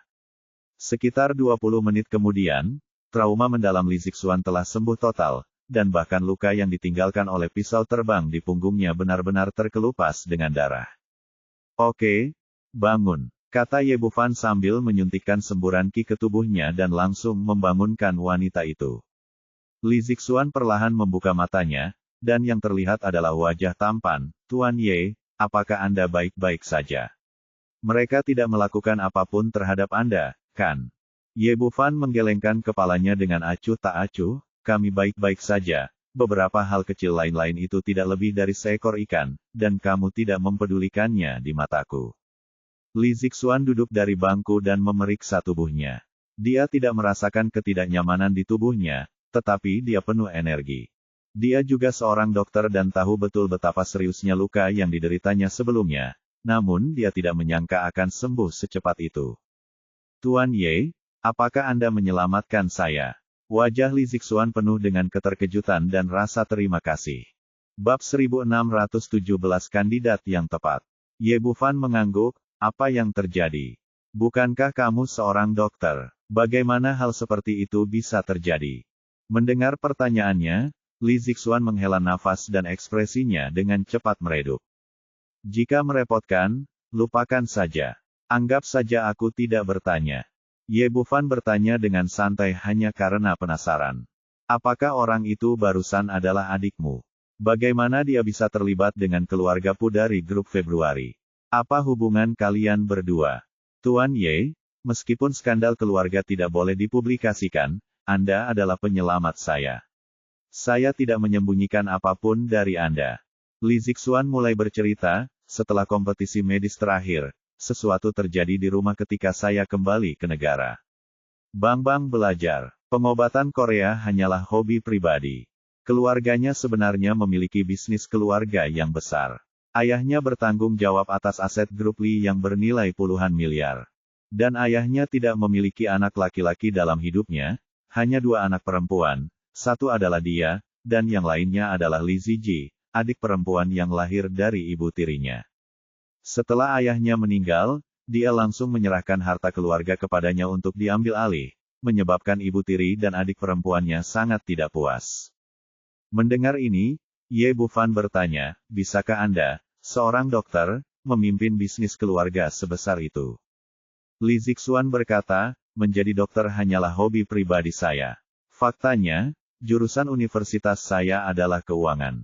Setelah itu bertahun-tahun saya menggunakan uang saku yang diberikan ayah saya untuk berhasil di pasar keuangan, dan keuntungan saya meningkat hampir 100 kali lipat hanya dalam beberapa tahun, jadi ayah saya memberi saya tanggung jawab untuk mengurus bisnis keluarga. Ye Bufan terdiam beberapa saat. Sepertinya ada banyak orang jenius di dunia ini. Li Zixuan melanjutkan, dengan kemampuan saya, tidak sulit untuk mengambil alih perusahaan bernilai puluhan miliar. Setelah mengambil alih, saya dengan cepat menjadi sukses, berhasil mengambil alih Li Group, dan memenangkan pengakuan dari seluruh pemegang saham. Tapi semakin banyak hal ini terjadi, semakin tidak puasnya ibu tiri dan saudara perempuan saya. Mereka ingin mempertahankan harta keluarga di tangan mereka sendiri. Tetapi, saya mewarisi harta keluarga secara sah, dan dengan dukungan pemegang saham, mereka tidak punya pilihan. Yang lalu, situasi telah berubah. Keluargaku dari grup Februari tiba-tiba menemukan saya dan meminta harga 1 miliar untuk mengakuisisi perusahaan. Saya naik baru-baru ini. Itu normal. Penilaian pasar harusnya antara 12 miliar dan 15 miliar, tetapi dia hanya memberi saya 1 miliar. Belum lagi itu adalah warisan yang ditinggalkan oleh ayah saya. Bahkan harga ini sama sekali tidak masuk akal, jadi saya menolak tanpa ragu-ragu. Ketika Ye Bufan mendengar ini, senyuman muncul di bibirnya. Dia tidak terkejut dengan perilaku keluarga Pu yang tidak biasa, dan bahkan tahu apa motif pihak lain. Pada bulan Februari, kelompok ini mengumpulkan 100 miliar likuiditas untuk memasuki Tiongkok, namun kehilangan 1 sen pun dalam taruhan mereka. Keluarga Pu saat ini pasti memiliki rantai modal yang putus dan kekurangan dana, sehingga mereka mempunyai ide untuk mengambil alih perusahaan kecil tersebut. Ada ekspresi kesedihan dan kemarahan di wajah Li Zixuan, tetapi saya tidak menyangka bahwa keluarga Park yang tercela akan berkolusi dengan ibu tiri dan saudara perempuan saya, dan bersatu dengan mereka untuk membunuh saya dan kemudian merebut kepemilikan perusahaan. Bawahan yang setia akan bersiap terlebih dahulu. Dia mengungkapkan berita itu kepadaku dan menyuruhku melarikan diri dengan cepat. Jadi kejadian itu terjadi begitu saja. Orang-orang berbaju hitam itu adalah pembunuh yang dikirim oleh keluarga Pu. Aku tidak menyangka bisa bertemu denganmu. Ye Bufan sedikit gemetar. Ia menggelengkan kepalanya. Tampaknya keluarga besar memiliki masalah yang sama. Tidak jarang ibu tiri berebut kekuasaan dengan anak-anaknya. Dia bertanya, apa yang akan kamu lakukan selanjutnya? Saya juga tidak tahu. Ekspresi putus asa melintas di wajah Li Zixuan. Jika itu hanya ibu tiri dan adik perempuannya, mereka masih bisa mengatasinya. Tapi begitu keluarga Pu ditambahkan ke dalam campuran, raksasa seperti itu adalah sesuatu yang tidak bisa dia lawan sebagai seorang wanita. Lalu dia berkata dengan penuh semangat, Tuan Ye, terima kasih telah menyelamatkan saya hari ini, tapi sebaiknya Anda segera pergi. Anda tidak bisa mendapatkan pijakan di sini di negara Bangbang. Apa yang akan Anda lakukan jika saya pergi? Ambil perusahaan secara langsung berikan kepada keluarga Pu. Ini tidak mungkin. Kecuali aku mati, tidak ada yang bisa mengambil perusahaan yang ditinggalkan ayahku. Li Zixuan berkata dengan sangat keras kepala. Ini bukan solusi bagimu. Aku yakin grup Februari akan segera membunuhmu. Ye Bufan berkata, ayo lakukan ini, aku akan memberimu jalan keluar, dan kamu akan mengikutiku mulai sekarang. Setelah aku memenangkannya, grup Februari, kamu ambil alih itu untukku. Ye Bufan awalnya tidak ingin mengurus urusan keluarga Li, tetapi setelah mengetahui situasi Li Zixuan, dia punya ide baru. Grup Februari pada akhirnya akan mendapatkannya, tetapi tidak cocok untuk manajemen di sini. Cara terbaik adalah mencari juru bicara, dan perempuan juga tidak cocok, dan tidak ada yang mau tinggal di negara ini selamanya. Saya sempat khawatir dengan juru bicara ini sebelumnya, tapi wanita di depan saya jelas merupakan pilihan terbaik. Pertama-tama, tidak ada yang salah dengan karakter Li Ji-hyun, terlihat dari fakta bahwa ia hanya mengorbankan nyawanya untuk melarikan diri. Selain itu, dia adalah musuh grup Februari. Jika ada orang yang bertanggung jawab, tidak akan ada masalah dengan kesetiaan dan tidak ada kekhawatiran. Terakhir, wanita ini berbakat dan dapat dengan mudah memimpin konsorsium puluhan miliar. Bahkan jika dia mengambil alih grup Februari di masa depan, itu tidak akan sulit. Keputusannya terlihat agak terburu-buru, namun sebenarnya itu adalah hasil pemikiran yang matang. Li Zixuan tidak mengetahui hal ini, dan terkejut ketika dia mendengar kata-katanya, Tuan Ye, apa yang kamu bicarakan? Ye Bufan tersenyum tipis dan berkata lagi, saya berkata, saya akan membawa bulan Februari kelompokkan segera, dan kemudian Anda akan melakukannya untuk saya. Tuan Ye, kapan ini terjadi? Apakah Anda masih bercanda? Li Zixuan menggelengkan kepalanya, jelas tidak mempercayai sepatah kata pun, dan kemudian berkata dengan penuh semangat, Anda harus pergi sesegera mungkin. Keluarga Pu ada di sini. Petik 2. Anda baru saja merusak rencana mereka. Saya yakin tidak akan lama lagi mereka akan mengirimkan ahlinya. Saat itu, Anda tidak akan bisa melakukannya, pergi meskipun kamu mau. Dia tidak mengenal Ye. Dengan detail yang luar biasa, kesannya terhadap pihak lain adalah seperti kompetisi medis yang asli. Di matanya, dia hanyalah seorang dokter dengan keterampilan medis yang luar biasa, yang sederhana, tidak mampu melawan raksasa seperti grup Yue. Saya serius, saya benar-benar tidak bercanda. Ye Bufan berkata dengan tatapan serius, sebagai pemimpin grup Li Anda seharusnya pernah mendengar tentang perusahaan investasi Huaxia Bufan, kan? Petik 2. Petik 2. Li Zixuan mengangguk. Meskipun mereka berasal dari negara yang berbeda, perusahaan investasi Feifan memiliki aset senilai triliunan.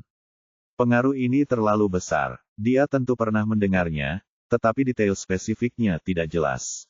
Saya adalah bos perusahaan investasi Bufan. Ye Bufan berkata, bisakah Anda mempercayainya sekarang? Selama Anda menyetujui persyaratan saya dapat membantu Anda melewati rintangan ini dan pada saat yang sama menyelesaikan masalah keluarga Pu. Petik 2. Bab 1618 kita sebenarnya tidak berada dalam kelompok yang sama. Apakah ini benar? Li Zixuan terdiam sejenak, dan ekspresi harapan muncul dari matanya yang awalnya putus asa.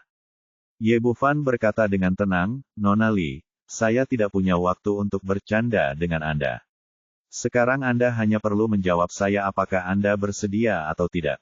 Meskipun dia menyukai Li Zixuan, itu belum tentu dia Jika itu tidak berhasil, Anda dapat memikirkan cara lain. Ya, tentu saja. Li Zixuan langsung sangat gembira. Tuan Ye, selama Anda bisa menyelesaikan keluarga Pu, Anda akan menjadi dermawan terbesar bagi grup Li kami, dan saya dapat melakukan apapun yang Anda inginkan. Petik 2. Dalam hal ini, mari kita buat kesepakatan.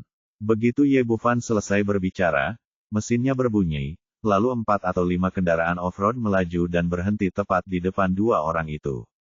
Li Zixuan merasa gugup untuk beberapa saat. Awalnya dia mengira itu adalah balas dendam keluarga Pu, tapi dia tidak menyangka pintu mobil terbuka dan selusin anak muda keluar. Pemimpinnya adalah Cui Mingpu, yang ditemui Ye Bufan di pesawat sebelumnya. Mengenakan seragam taekwondo seputih salju, Anda tidak perlu lagi khawatir ikat pinggang putus atau selangkangan terbelah. Orang-orang yang mengikutinya semuanya adalah anggota Aula Hanwu Taekwondo, dan mereka semua tampak garang dan mengancam. Wah, akhirnya aku menemukanmu. Aku tidak menyangka. Cui Mingpu kemudian melihat Li Zixuan di sebelahnya.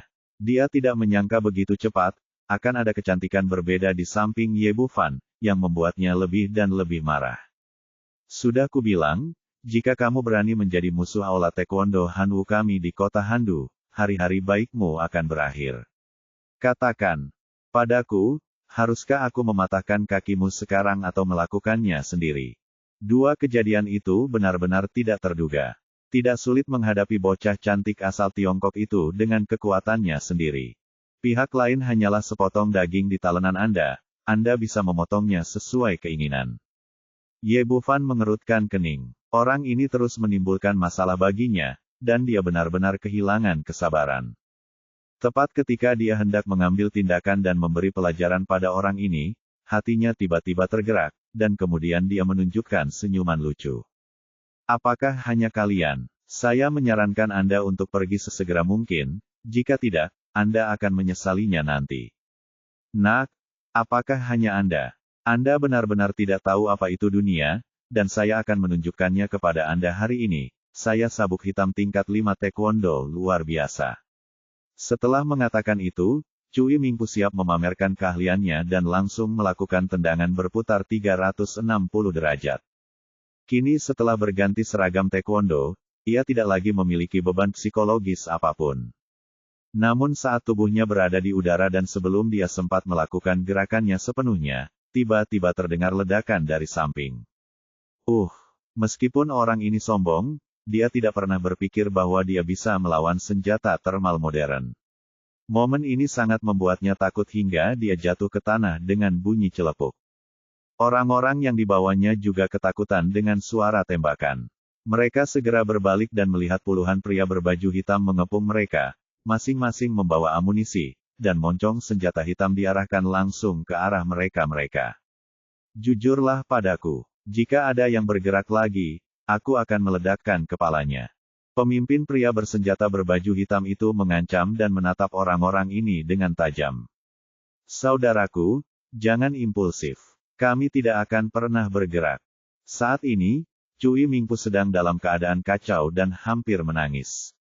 Awalnya dia hanya ingin datang ke sini untuk membalas dendam pada bocah Tionghoa ini, tapi dia tidak menyangka untuk menghadapi pertempuran besar seperti itu. Turun, cepat turun. Mereka sedang berlatih taekwondo, namun mereka tidak kebal lagi. Di bawah sapaannya, belasan orang lainnya juga tergeletak di tanah dengan patuh. Saudaraku, aku salah. Aku benar-benar salah kali ini. Aku tidak akan pernah berani merepotkanmu lagi. Tolong biarkan kami pergi kali ini. Cui Mingpu memohon pada Ye Bufan depannya. Ye Bufan tersenyum sedikit, saya tidak keberatan. Anda bisa pergi jika Anda mau. Saudaraku, terima kasih. Di bawah ketakutan yang luar biasa, Cui Mingpu dan yang lainnya tidak mendengar keanehan dalam kata-katanya dan bangkit dari tanah berlari. Tapi begitu mereka berdiri, sebelum mereka bisa kehabisan beberapa langkah, orang-orang berbaju hitam di pinggiran tanpa basa-basi menarik pelatuknya. Saat suara tembakan terdengar, orang-orang di Aula Hanwu Taekwondo tertembak dan jatuh ke tanah. Cui Mingpu juga terkena peluru yang membuat lekukan berdarah di bahu kirinya, dan darah mengalir keluar. Orang-orang ini merasakan ada yang tidak beres dan segera jatuh ke tanah lagi. Saudaraku, apa yang terjadi? Apakah kamu tidak setuju untuk melepaskan kami? Ye Bufan menunjukkan seringai di wajahnya, merentangkan tangannya dan berkata, saya setuju, tetapi mereka tidak setuju. Dia bertanya, bukankah mereka bawahanmu? Ye Bufan menggelengkan kepalanya, tentu saja tidak. Aku tidak mengenal mereka. Sialan, kamu menipuku. Cui Mingpu hampir menjadi gila, tidak menyangka bahwa dia, dan ditempatkan pada posisi yang berbeda oleh orang Cina di depannya. Pada saat ini, suara sepatu hak tinggi terdengar, dan seorang wanita berjalan mendekat. Li Zijilah yang baru saja dipukul hingga kepala babi.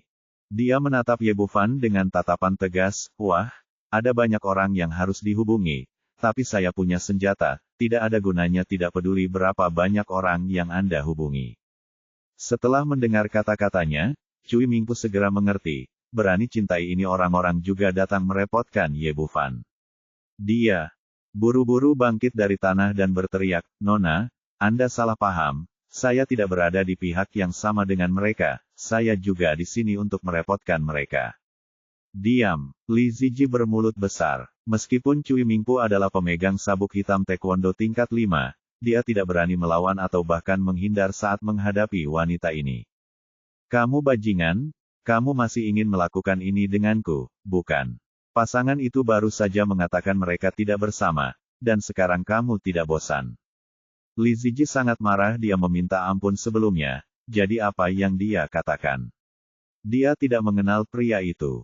Akibatnya dia dipukuli seperti kepala babi. Sekarang anak ini melakukan ini padaku lagi. Apakah dia semudah itu untuk ditipu? Nona, kamu salah paham. Anak itu dan aku benar-benar tidak sama. Cui Mingpu hampir ingin menangis. Apa ini? Li Ziji berkata dengan keras dengan punggung tangannya, jika kamu tidak ingin mati, turunlah ke sini. Cui Mingpu tidak punya pilihan lain selain berbaring di tanah lagi, memegangi kepalanya dengan kedua tangan, karena takut dipukuli. Lawannya tertembak di kepala. Li Ziji memandang Ye Bufan dan Li Zixuan lagi, pelacur kecil, kamu bangga pada dirimu sendiri, tapi kamu sombong. Apakah kamu pikir kamu bisa melanggar hukum dengan menemukan pria cantik dengan beberapa keterampilan? Kamu masih jauh. Benarkah? Saya tidak tahu siapa yang memberi Anda keberanian untuk melawan keluargaku. Tahukah Anda betapa kuatnya sekarang? Bab 1619 saya bisa menjadi pelanggar hukum. Bagaimanapun, Li Zixuan adalah seorang gadis. Dihadapkan dengan begitu banyak moncong gelap, dia sangat gugup dan tidak bisa menahan diri untuk tidak meraih lengan Ye Bufan. Ye Bufan tersenyum padanya, jangan takut, aku bisa melanggar hukum. Kamu bocah cantik, kamu masih berpura-pura menjadi seperti aku, percaya atau tidak, aku akan meledakkan kepalamu. Ziji berteriak dengan kejam, berlututlah dengan cepat. Ibuku, mohon padaku dengan keras, jilat jari kakiku sampai bersih, mungkin aku bisa mengampuni nyawamu. Alasan mengapa wanita ini tidak datang dan membiarkan seseorang menembaknya adalah karena dia kenyang kemarahan, dan bahkan membunuh orang lain tidak akan cukup untuk menenangkannya. Saya ingin mempermalukan gadis cantik ini dan kemudian menghajarnya hingga dia bisa membalas dendam. Namun Ye Bufan masih terlihat acuh tak acuh, kamu ingin aku berlutut dan meminta maaf padamu, kenapa? Hanya mengandalkan tongkat api di tanganmu. Cui Mingpu tergeletak di tanah dan mengutuk dalam hatinya, idiot, bagaimana caranya butuh waktu lama untuk berkelahi. Membangkitkan kemarahan pihak lain, bukankah ini bodoh? Mati saja kalau kamu mau, tapi jangan jatuhkan aku. Benar saja, Li Ziji tiba-tiba menjadi marah, kamu bajingan, apa menurutmu aku tidak berani menembak? Dia melambaikan tangannya kepada pria bersenjata hitam di sebelahnya, pukul dia, patahkan kakinya dulu, coba aku lihat kenapa dia sombong sekali. Usai memberi perintah, para pria bersenjata berbaju hitam itu tak segan-segan dan langsung menembakkan senjatanya. Bang bang bang, suara tembakan terdengar seperti kacang yang meledak, lalu lidah api bergerak, dan peluru yang tak terhitung jumlahnya ditembakkan ke arah Ye Bufan. Hati Li Zixuan menegang. Dia tidak tahan melihat pemandangan menyedihkan berikutnya, jadi dia menutup matanya. Cui Mingpu dan yang lainnya begitu ketakutan hingga gemetar, bahkan ada yang takut sampai kencing, karena takut terluka oleh peluru nyasar. Li Zijie tampak bangga dan kejam. Dia ingin melihat pria cantik di depannya dikalahkan sepenuhnya. Namun dalam sekejap, dia terlihat kaget, seperti baru saja melihat alien, dengan ekspresi ngeri di wajahnya. Saya melihat peluru-peluru itu datang di depan Ye Bufan. Setelah sekitar 1 meter, mereka sepertinya telah jatuh ke dalam rawa dan tidak bisa lagi masuk setengah inci. Peluru-peluru emas itu melayang diam-diam di udara. Ye Bufan berdiri di sana, masih tersenyum dengan tenang di wajahnya, seolah tidak terjadi apa-apa. Orang-orang bersenjata itu sangat ketakutan hingga mereka ketakutan setengah mati. Mereka tentu tahu betapa kuatnya senjata di tangan mereka, mereka bahkan bisa menembus pelat baja. Mengapa hal itu tidak berpengaruh pada orang di depanku? Apakah Anda menghadapi manusia atau monster? Sebelum mereka mengetahui apa yang sedang terjadi, peluru-peluru itu langsung terbang keluar, 10 kali lebih cepat daripada saat ditembakkan.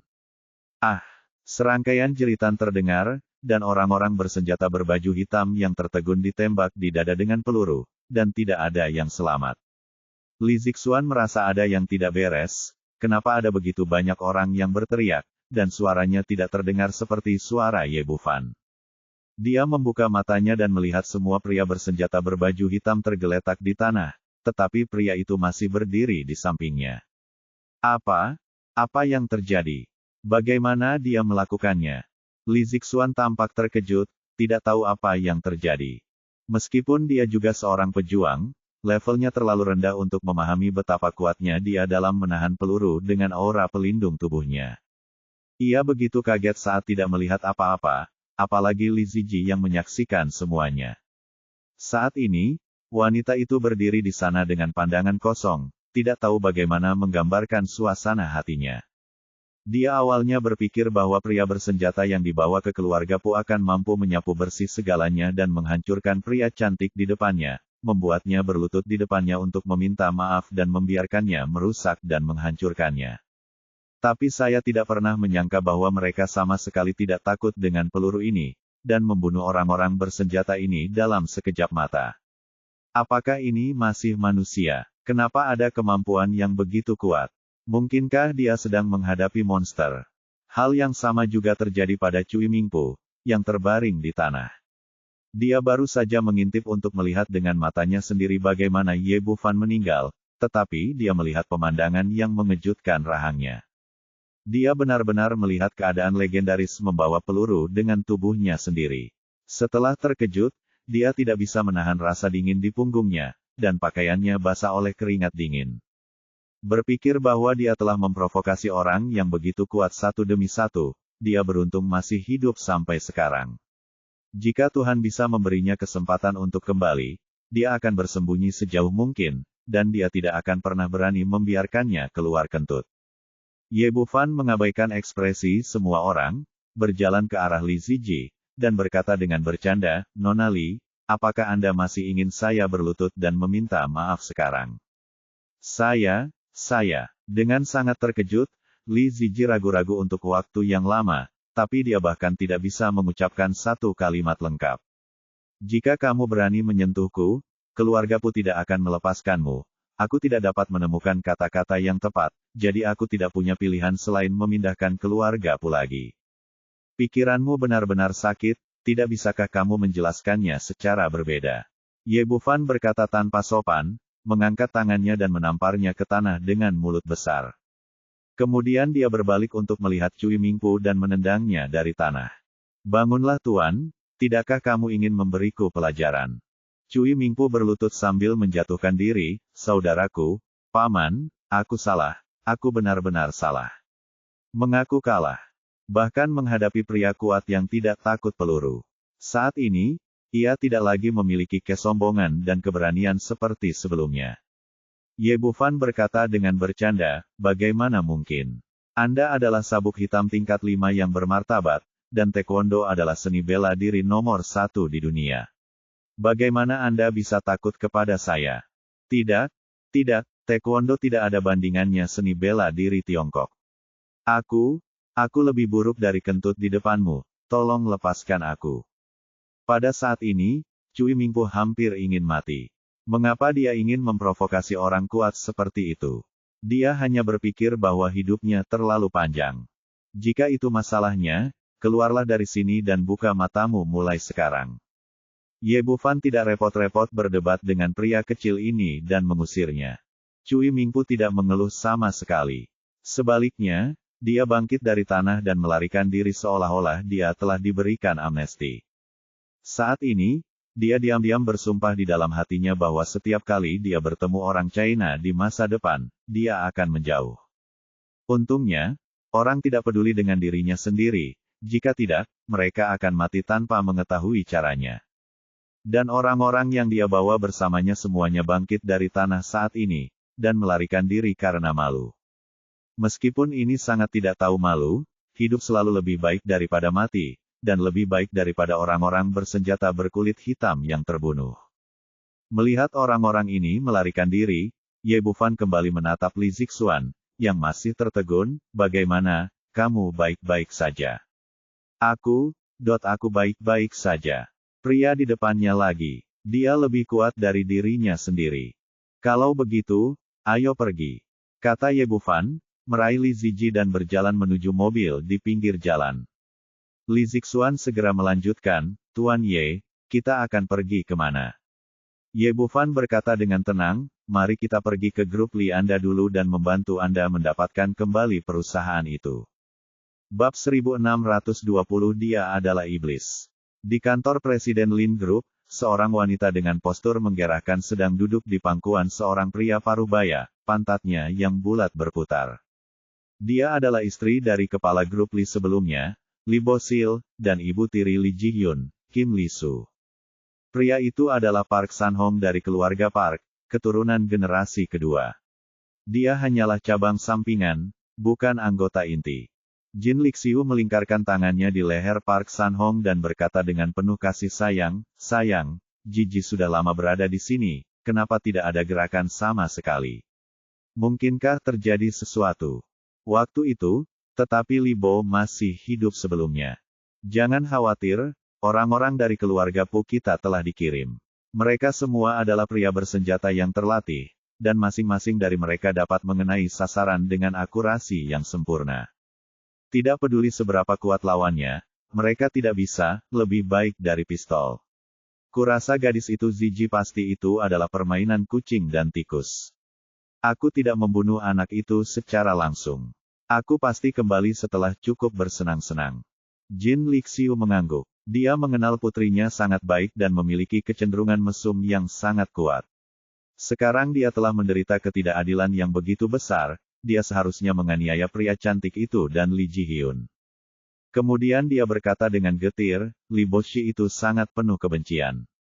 Sebelum dia meninggal, dia memberikan seluruh harta keluarganya kepada wanita jalang itu, dan tidak meninggalkan apapun untuk saya dan putri saya. Saya rasa lelaki tua itu, saya telah memperhatikan hubungannya di antara kita, tetapi tidak ada bukti, jadi saya tidak menyerahkan aset itu kepada Anda. Pu San-hong mengulurkan tangan dan menepuk pinggangnya, lalu tersenyum, sebenarnya, Li Bo si sialan itu sangat menyedihkan tidak akan tahu sampai kematianku bahwa kita telah menjatuhkannya sampai mati. Jin Lixiu berkata, siapa yang bisa menyalahkannya? Siapa yang membiarkan dia menghalangi jalan kita? Pu San-hong berkata sambil tersenyum, menikah dengan monster sepertimu dia tidak dibunuh, dia akan diperas olehmu cepat atau lambat. Jin Lixiu berkata dengan genit, ini bukan semua karena kamu, tapi aku mengatakan ini kepada orang lain. Pu San-hong mengangguk, mulai sekarang, seluruh Li Group adalah milik kami. Ya, saya sudah setuju dengan pemiliknya bahwa setelah saya membunuh Li Zixuan, semua 1 miliar yang diperoleh kali ini akan diberikan kepada Anda dan putri Anda, dan Anda akan menjadi presiden grup mulai sekarang. Petik 2. Benarkah, sayangku? Bagus sekali. Jin Lixiu berkata sambil mencium pipinya, dan berkata dengan suara centil, menurutmu bagaimana aku bisa membalas budimu? Tentu saja itu kamu, ibu dan anak perempuan bersamaku. Pu San-hong tertawa keras. Kalian para pria tidak memiliki hal yang baik. Jin Lixiu mengatakan ini, tetapi tubuhnya di bawah berputar-putar. Jika dia tidak menunggu putrinya kembali, aku khawatir mereka berdua akan segera mulai bertarung. Mengapa gadis ini tidak kembali? Aku akan meneleponnya dan berhenti bermain-main. Jin Lixiu masih sedikit gelisah. Dia menyentuh ponselnya dan hendak menelepon Li Ziji. Tidak perlu berkelahi. Saat ini, suara dingin datang dari pintu, dan kemudian pintu kantor presiden ditendang hingga terbuka dengan keras. Siapa itu? Jin Lixiu terkejut dan melompat dari tubuh Park San-hong. Begitu dia berbalik, Li Zixuan yang marah bergegas masuk dari luar dan menamparkan wajahnya dengan mulutnya. Kamu femme fatale, apakah kamu membunuh ayahku? Dia awalnya adalah seorang pejuang. Dalam kemarahan, dia menamparkan Jin Lixiu sejauh 7-8 meter dan menabrak dinding di belakangnya dengan keras. Kamu, kenapa kamu kembali? Jin Lixiu bangkit dari tanah. Dia tidak pernah menyangka bahwa Li Zixuan yang kembali hidup-hidup. Dia juga tidak menyangka percakapannya barusan akan terdengar. Di mana putriku? Di mana Ziji? Ini dia. Begitu dia selesai berbicara, Ye Bufan masuk dari luar dan melemparkan Li Ziji ke tanah seperti karung. Apa yang kamu lakukan pada putriku? Jin Lixiu datang dengan cepat dan membantu Li Ziji berdiri. Ekspresi Park San-hong suram. Dia jelas tidak mengharapkan hasil ini. Dia segera berteriak ke pintu, bawakan aku seseorang, cepat turunkan anak cantik ini. Namun, setelah berteriak lama, tidak ada gerakan di luar. Ini, kilatan kepanikan melintas di wajah Pu San-hong. Dia telah mengatur lebih dari selusin pengawal di luar. Sekarang dia sudah berteriak begitu lama dan tidak ada gerakan, hasilnya bisa dibayangkan. Dengan panik, dia memandang Li Ziji, apa yang terjadi? Di mana orang-orang bersenjata yang saya kirimkan kepada Anda? Pada titik ini, dia hanya bisa menaruh harapannya pada orang-orang bersenjata itu.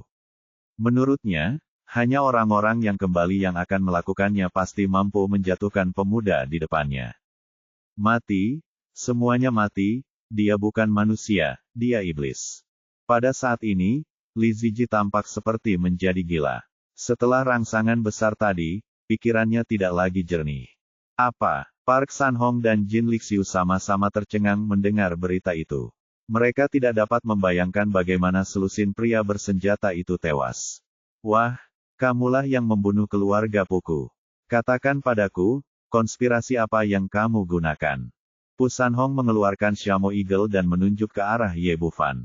Menurutnya, meskipun pihak lain membunuh orang-orang bersenjata yang dia kirim, dia pasti menggunakan tipu daya. Selama Anda mengarahkan senjata ke lawan, Anda memiliki kendali atas situasi. Ye Bufan meliriknya, singkirkan barang-barangmu, kamu bisa hidup lebih lama. Bunuh mereka, sayangku, bunuh mereka secepatnya. Setelah putrinya dibuat seperti ini, mulutnya ditampar lagi, Jin Lixiu teriaknya dengan gila, ingin segera membunuh dua orang di depannya. Pergilah ke neraka. Pandangan tajam muncul di mata Pu San-hong, dan dia segera menarik pelatuknya. Hanya ada ledakan teredam, dan hulu ledak emas ditembakkan langsung ke arah Ye Bufan.